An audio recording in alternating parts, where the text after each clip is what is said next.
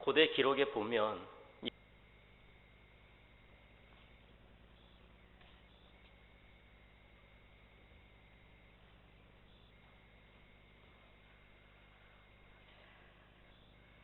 태초에 하나님이 천지를 창조하시니라. 죄악 가운데에서 구원하여 주심을 감사합니다. 아버지 하나님, 사순절 기간을 지내고 있습니다. 아버지 하나님, 우리들의 삶이 정결한 삶이 되게 하여 주옵소서. 이 시간 또 목사님 아버지 말씀을 대원하실 때에 은혜 받는 시간이 되게 하여 주옵소서. 아버지 하나님, 이 나라의 지도자 아버지 하나님을 두려워하게 하시고, 아버지 하나님이여 주님, 정의와 공의가 회복되게 하여 주옵소서. 아버지 하나님, 코로나로 인하여 아버지 고통받고 있습니다. 생사화복을 주관하시는 하나님 아버지여, 불쌍히 여겨 주시옵시고 우리들의 죄를 용서하여 주시옵시고 속히 종식시켜 주시옵소서. 아버지 하나님, 우리 기관과 부서가 열정을 가지고 죽어가는 영혼을 살리는 일에 쓰임받는 공동체가 되게 하여 주시옵소서. 마지막까지 믿음을 보겠느냐 말씀하신 주님, 우리 모두 아버지 하나님 마지막까지 믿음을 지켜 세계 복음화를 시키는데 쓰임받는 찬양재단이 되게 하여 주시옵소서. 외모를 보지 아니하시며 중심을 보시는 아버지 하나님, 당회장 목사님 영권을 7배를 더하여 주시어서 밤낮 아버지 부르짖고 간과하는 기도, 온 성도들의 기도를 흡양하시고 아버지 하나님 마지막 때 쓰임받는 찬양재단이 되게 하여 주시옵소서. 감사하며 예수 그리스도 이름으로 기도하옵나이다. 아멘.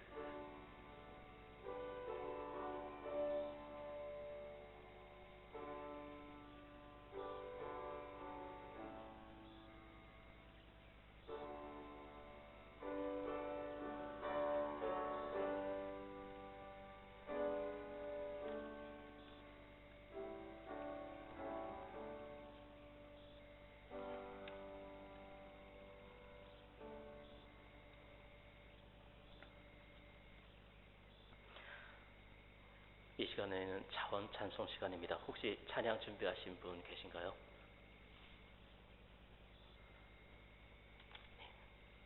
없으시면 말씀으로 들어가도록 하겠습니다. 오늘 우리에게 주신 말씀은 누가복음 1장 26절부터 38절까지입니다. 누가복음 1장 26절부터 38절까지입니다. 신약성경 87면에 있습니다.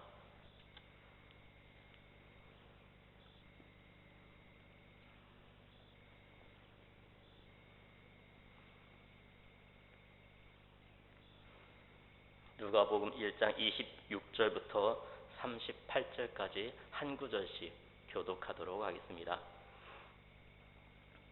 여섯째 달에 천사 가브리엘이 하나님의 보내심을 받아 갈릴리 나사렛이란 동네에 가서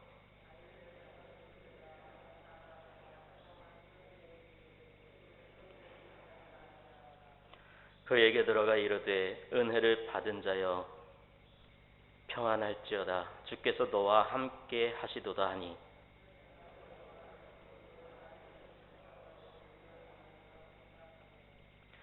천사가 이르되 마리아여 무서워하지 말라, 내가 하나님께 은혜를 입었느니라.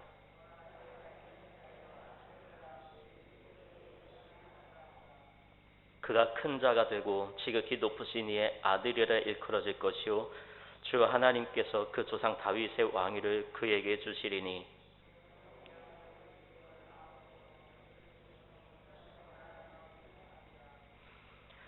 마리아가 천사에게 말하되 나는 남자를 알지 못하니 어찌 이 일이 있으리이까.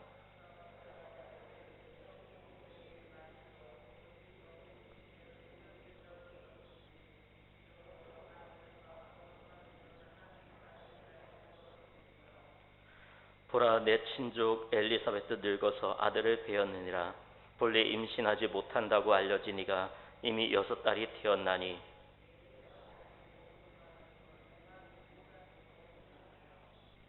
함께 읽겠습니다. 마리아가 이르되 주의 여종이오니 말씀대로 내게 이루어지이다 하매 천사가 떠나가니라. 아멘.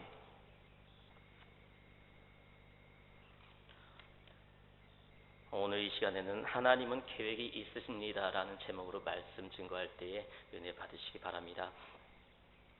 고대 기록에 보면 예수님께서 승천하신 후에 천사들과 대화하는 이야기가 나옵니다. 대변인 노릇을 하는 가브리엘 천사가 예수님께 이 땅에서 어떤 일을 하셨는지 물었습니다. 예수님은 인류를 죄에서 구원하기 위해서 십자가에 달려 죽임을 당했고 온 세상이 구원을 받을 수 있도록 하셨다고 말씀하셨습니다. 또한 모든 세대, 모든 곳의 모든 사람들이 그들을 위하여 행하신 예수님의 사역을 전해 듣고 그의 나라로 들어오는 것이 소원이라고 말씀하셨습니다. 가브리엘 천사가 물었습니다. 이 일을 위해서 어떤 계획을 가지고 있으십니까? 예수님께서 말씀하십니다. 오 제자들에게 나의 메시지를 남겨두었다. 그들이 다른 사람들에게 그것을 전할 것이다. 다소 놀란 듯이 가브리엘이 큰 소리로 말했습니다. 하지만 그들이 실패라도 한다면 어떡합니까? 그러나 예수님은 단호하게 말씀하셨습니다. 다른 계획은 전혀 없다. 나는 그들을 믿는다. 이 대화의 내용은 전설적인 성격이 있지만 그 내용의 핵심은 틀림이 없습니다. 예수님은 온 세상을 복음화하시는 일을 예수님을 믿고 따르는 소수의 무리들에게 맡겨두셨습니다. 그 후 세월이 흐르며 기술이 사회를 바꿔놓았습니다. 프로그램은 더욱 복잡하게 되었죠. 그러나 하나님의 계획은 전혀 바뀌지 않았습니다. 하나님은 우리 인류를 너무나 사랑하셔서 구원하실 구체적인 계획을 갖고 세우셨고 또 그 계획들을 하나씩 실천하며 이루어 가십니다. 오늘 본문은 가브리엘 천사가 갈릴리 나사렛이란 동네에 사는 마리아와 대화하는 내용입니다. 당시 시대적 상황은 이스라엘 백성들이 로마 제국의 지배를 받고 있었던 때였습니다. 우리나라도 일제의 지배를 받았었기 때문에 다른 나라의 지배를 받는다는 것이 얼마나 비참한 일인지 매우 잘 알고 있습니다. 일제의 지배를 받던 당시 우리나라 사람들은 인간 취급을 받지 못할 정도로 너무나 비참한 생활을 했었지요. 이스라엘 백성들도 마찬가지였습니다. 이러한 상황에서 이스라엘 백성들은 간절히 메시아가 나타나기만을 기다렸죠. 메시아가 나타나서 로마의 지배를 받으며 힘든 나날들을 보내고 있는 이 이스라엘 백성들을 속히 구원해 주길 고대했던 것입니다.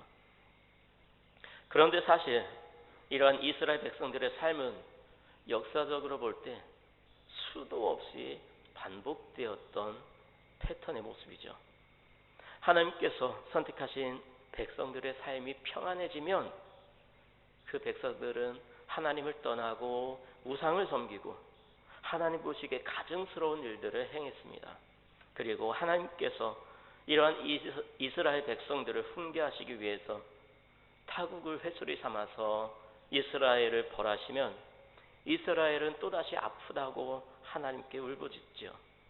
그러면 하나님은 또다시 구원자를 세우셔서 이스라엘을 구원해 주시는 것입니다. 이처럼 반복되는 패턴 속에서 이제 이스라엘은 로마의 지배를 받는 것이 너무나 힘들어서 메시아를 간절히 고대했던 것입니다. 오늘 말씀의 배경이 된 그 시대에도 하나님을 향한 울부짖음이 계속되었고 아마도 오늘 말씀에 등장하는 마리아도 메시아를 간절히 고대하면서 하나님께 구했을 것입니다.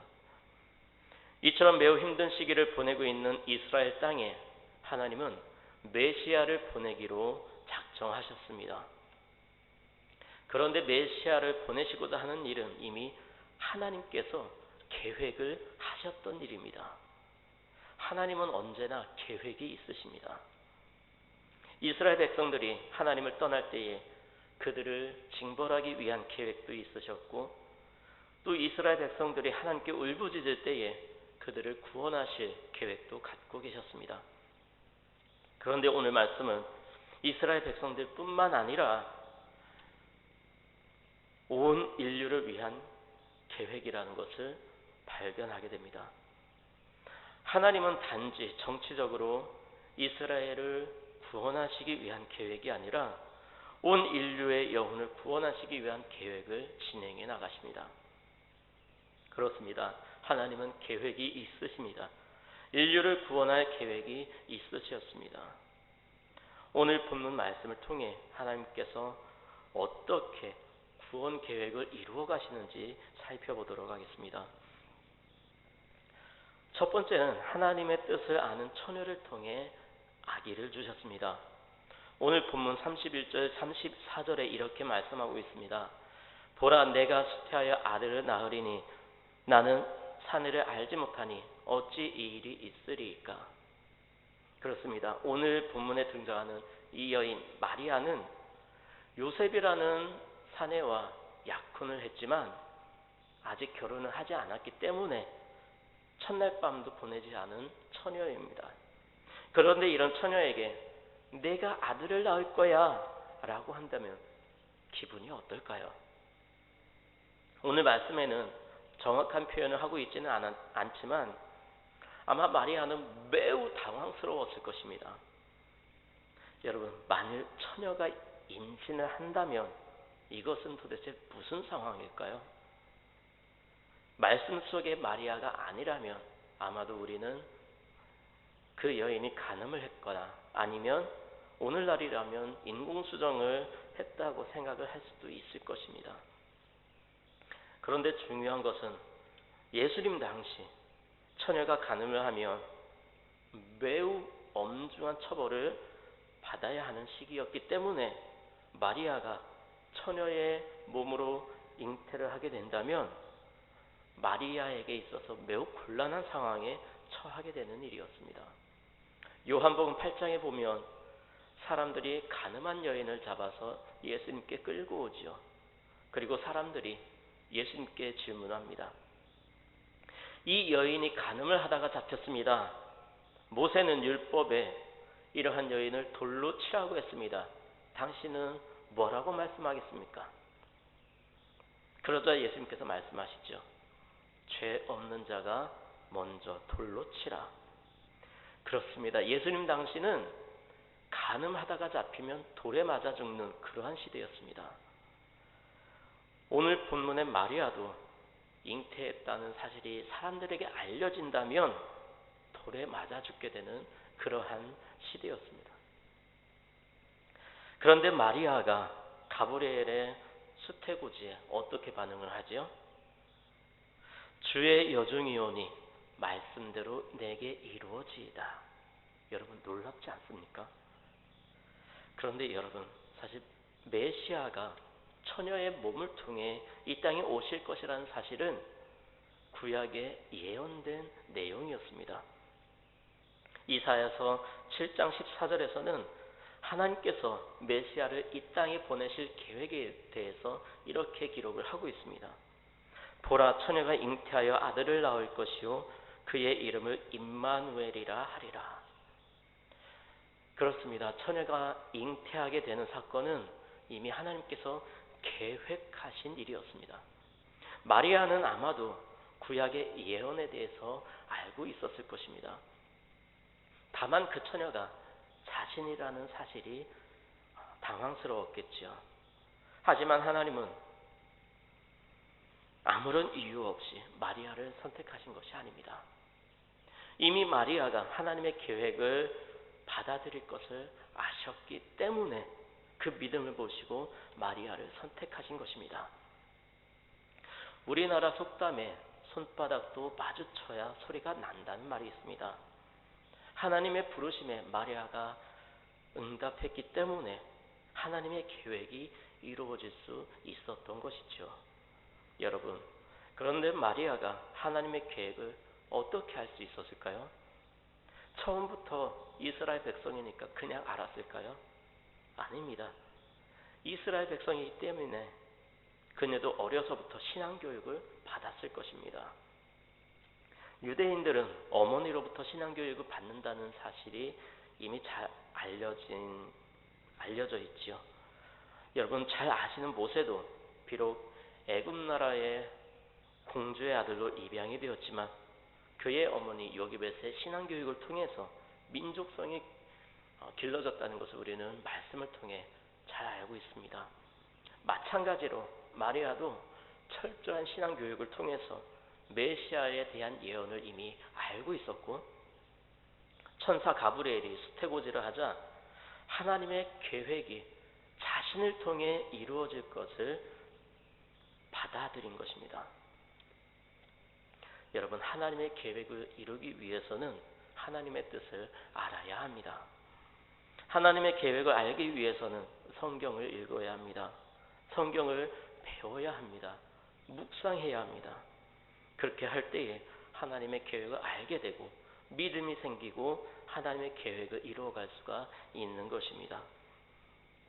하나님의 계획을 알고 하나님의 뜻에 자신을 내어드린 마리아처럼 하나님의 말씀을 늘 가까이 하여 읽고 배우고 묵상하여 하나님의 계획을 이루어가는 저와 여러분 되시기 바랍니다. 하나님께서 구원 계획을 이루어가시는 두 번째 모습은 실제로 구원자를 이 땅에 보내신 것입니다. 31절에 이렇게 말씀합니다. 보라, 내가 수태하여 아들을 낳으리니 그 이름을 예수라 하라. 지금 가브리엘 천사가 무엇을 말씀합니까? 가브리엘 천사는 마리아에게 구체적인 아들의 이름까지 알려주고 있습니다. 그런데 그 이름이 무엇이지요?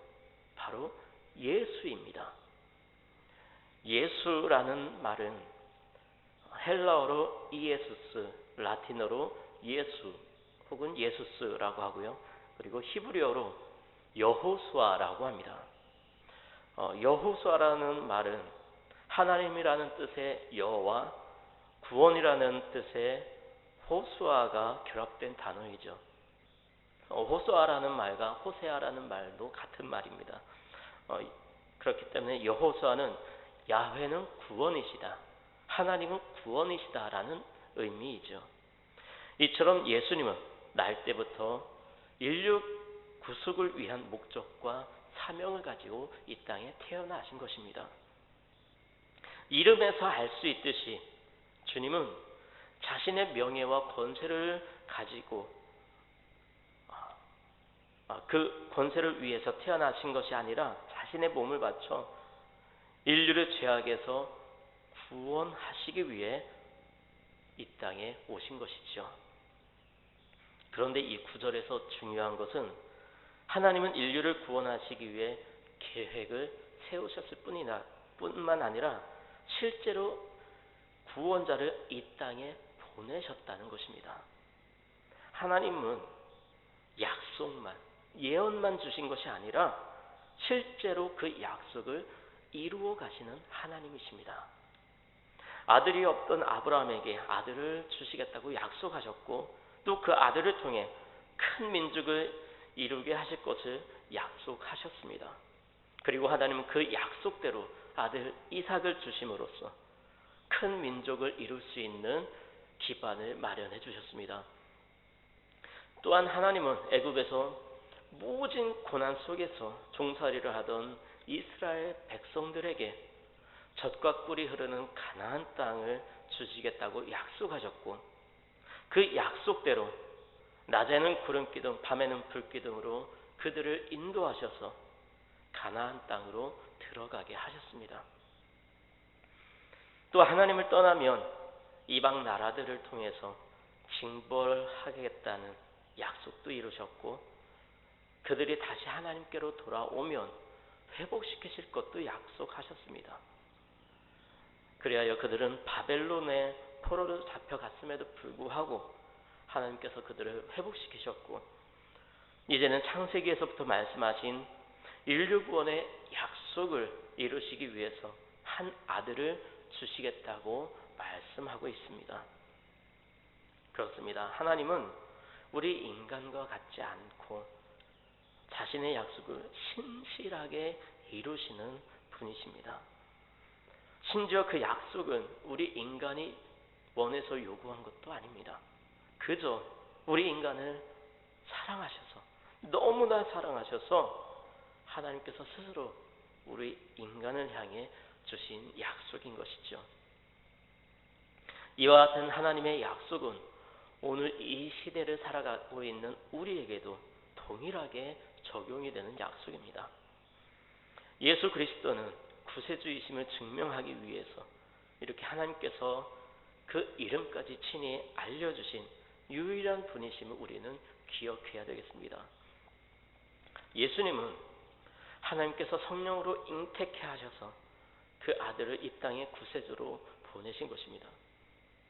그러므로 그리스도 예수 외에 다른 구세주는 절대 없습니다. 욥기 25장 4절에서 그런즉 하나님 앞에서 사람이 어찌 의롭다 하며 여자에게서 난 자가 어찌 깨끗하다 하랴라고 말씀했듯이 이 땅에서 태어난 인간 중에는 구세주가 될 만한 사람이 전혀 없습니다. 그래서 베드로는 다른 이로서는 구원을 받을 수 없나니 천하 사람 중에 구원을 받을 만한 다른 이름을 우리에게 주신 일이 없다고 못 박았습니다. 주님은 말세가 될수록 거짓 그리스도들이 이곳저곳에서 출현할 것이라고 말씀하셨습니다. 지금도 구세주를 사칭하는 자들로 인해서 수많은 영혼들이 지옥을 향해 걸어가고 있습니다. 요즘 교회에 오는 우편물을 보면 빌립지파에서 계속 우편물이 오더라고요. 신천지 빌립지파죠. 또 박옥수 기쁜 소식 선교에서도 우편물이 옵니다. 여러분, 우리 상식으로는 전도를 하려면 믿지 않는 사람들을 전도하는 것이 기본인데 그들은 교회에 가서 전도를 하는 것 같습니다. 그러나 여러분, 하나님은 예수 그리스도를 통해서만 구원을 베푸신다는 사실을 기억하시기 바랍니다. 다른 이름을 주신 일이 없습니다. 그러므로 오직 예수 외에 다른 구세주를 제시하는 자들의 말에 현혹되어서는 절대 안 되겠습니다. 우리를 죄에서 구원하시고 영생을 주실 분은 오직 예수 그리스도뿐입니다. 우리는 이 예수를 많은 사람들에게 전해야 합니다. 하나님은 우리만 예수님 믿고 구원받는 것을 원치 않으십니다. 2000년 동안 수많은 그리스도인들이 하나님의 요구에 맞추어서 자신의 소유를 버리고 복음 확장을 위해서 나섰고 하나님을 증언했습니다. 그들의 노력으로 인해서 예수님의 구원이 땅끝까지 전파될 수 있었습니다. 우리가 구원받았듯이 이제는 우리를 통해 아직도 주님을 알지 못하고 죽어가는 많은 영혼들이 예수님을 믿고 구원받기를 간절히 원하십니다. 그러므로 그리스도인이라면 복음을 전해야 합니다. 이것이 하나님의 뜻대로 행하는 것이고 모든 그리스도인의 의무와 책임입니다. 그리고 이것이 바로 하나님의 계획입니다. 하나님께서 구원 계획을 이루어 가시는 세 번째 모습은 왕을 우리에게 주시는 것입니다. 32절 33절에 보면 이렇게 말씀합니다. 그가 큰 자가 되고 지극히 높으신 이의 아들이라 일컬어질 것이요 주 하나님께서 그 조상 다윗의 왕위를 그에게 주시리니 영원히 야곱의 집을 왕으로 다스리실 것이며 그 나라가 무궁하리라. 가브리엘은 예수께서 다윗의 왕위를 가져올 것이라고 증거했습니다. 구약에 나타난 다윗 왕권의 특징은 크게 네 가지가 있습니다. 첫 번째는 매우 강력했습니다. 다윗은 통일 왕국의 왕으로서 확고한 군주 국가의 기반을 다진 인물이지요. 또한 다윗은 매우 의로운 통치자였습니다. 그는 하나님 앞에서나 사람 앞에서 거의 흠잡을 데가 없을 만큼 정직했고 권력을 정당하게 사용했습니다. 또한 다윗은 돈독한 신앙의 소유자였습니다. 그는 항상 하나님과 바른 관계를 맺었고 하나님의 율례와 법들을 떠나지 않았습니다. 또한 다윗은 가장 낮은 자의 생활을 거쳐서 왕이 되었습니다. 다윗은 온갖 역경과 고난에 부딪혔지만 그것을 극복하고 이스라엘 역사상 가장 위대한 왕이 되었습니다. 다윗 왕권의 이러한 특징은 예수 그리스도의 사역을 예표하는 것이었습니다.